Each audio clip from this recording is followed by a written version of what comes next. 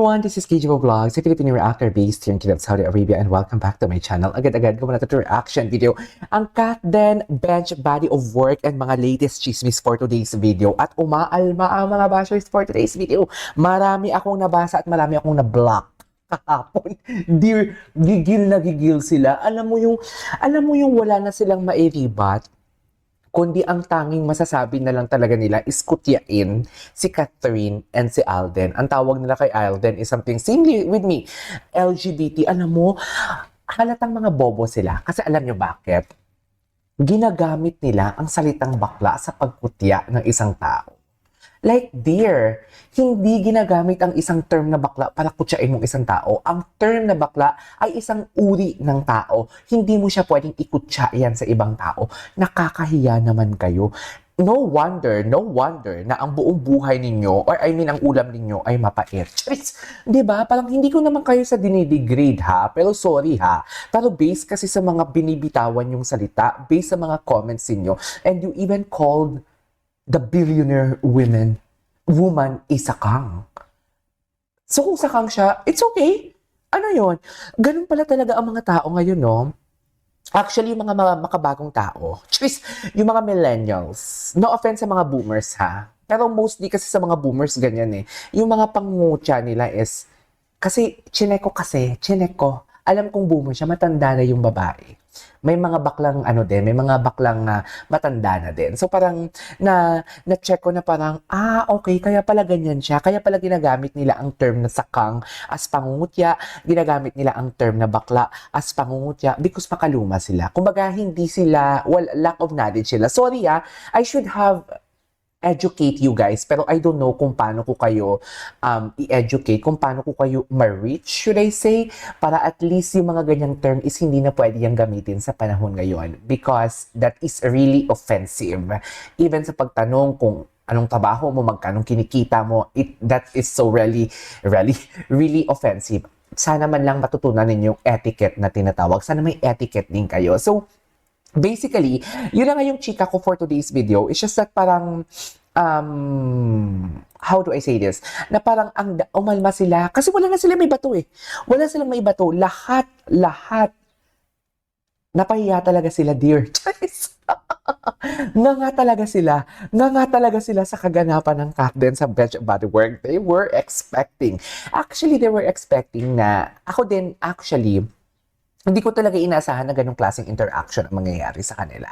Kasi once and foremost, low-key, privacy talaga ang pinapangalagaan nila eh. Yung tipong hindi ma-evil's eye. So basically, eto, katulad nito, sa bench body work, wala silang photo together, right? Yung tipong sinadya talaga nagpa-picture sila together, wala. Because privacy.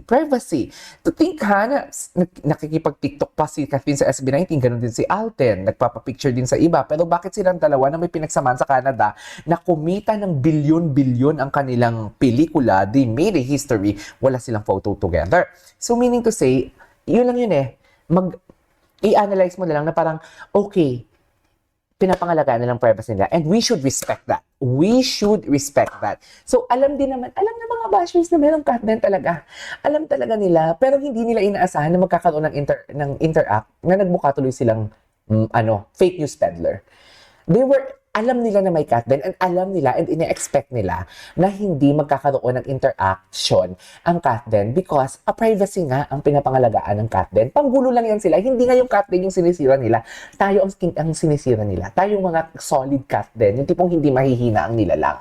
So basically, parang it was really understood na parang, okay, something like they were expecting walang interaction kasi nga, privacy is the key. Pero hindi nakaligtas ang bag na magkasama sila sa isang kwarto, and at the same time hindi din nakaligtas ang photo, ang video na nag-interact sila backstage. So basically nga kayo, pero tayo mga solid Kat Den, hindi tayo mag-move on. Panoorin pa natin yung mga interaction nila for today's video. Walang mag-move on, okay? Charis! So without further ado, let's all watch this. Ay, si Jameson, in fairness si Jameson, no? Alam mo, kitang-kita. Ang cute ng interaction ni David Licauco tsaka ni what you call this, ni David Licauco and Josh. Alam mo, isang tao lang yan yung sumisira sa Katden and Babda. Isang grupo lang yan sila. Kasi kahit ang Barda, sinisira din nila. Where is Kat? Grabe, ang daming lalaki, no? Sarap!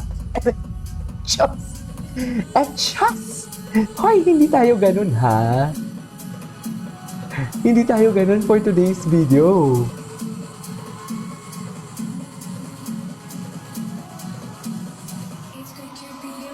Ay, ganun ang atake ni Catherine.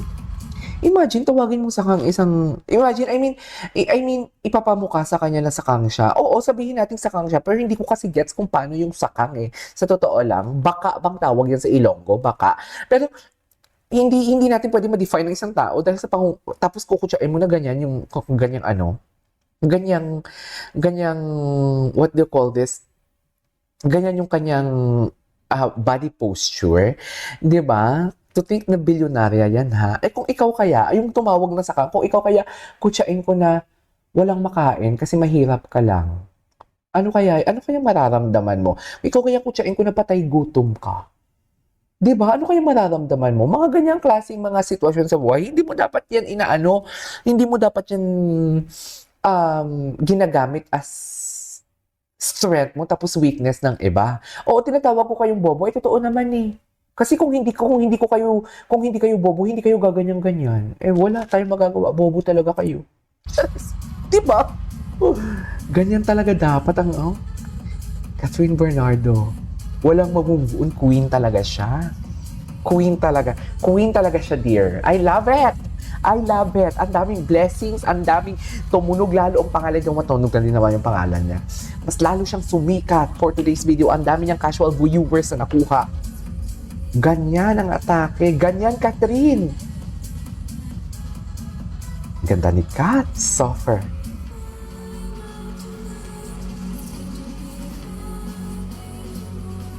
Ganda ni Kat, no? Iba si Catherine.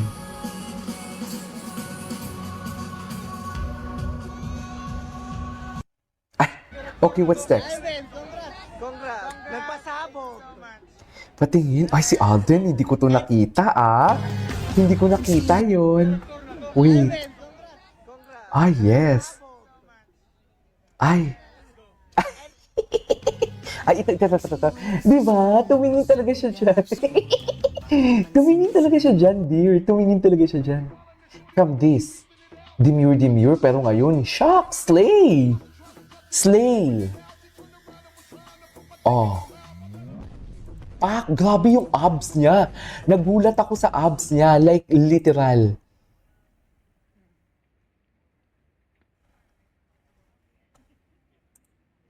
Ito yung practice nila. Nagsisilabasan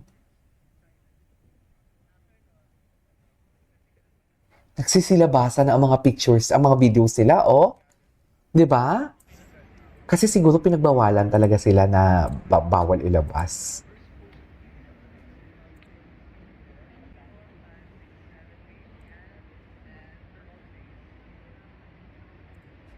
Pinagbawalan talaga sila, oo. Kasi can you just imagine, nagre-rehearsal sila, ganun pala yung atake nila. Ay, sarap din ni Alden eh, no? Chubby. Yes! Ay, ito. Yung nabash ka na naman. Oo nga. Nabash na naman siya. Hayaan mo sila, Alden. Mahal ka namin. Mabait kang bata. Anyways, there you go guys. That is our for today's video. Our Katden compilation. Katden, walang mag-move on. This is KJ Vlogs and see you on my next vlog. Bye!